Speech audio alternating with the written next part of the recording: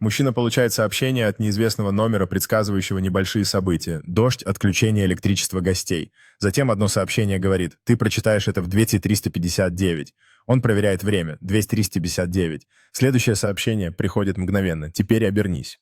С напряжением он медленно поворачивается в кресле, перерабатывая указания сообщения, в то время как тени отбрасывают жуткие формы вокруг него.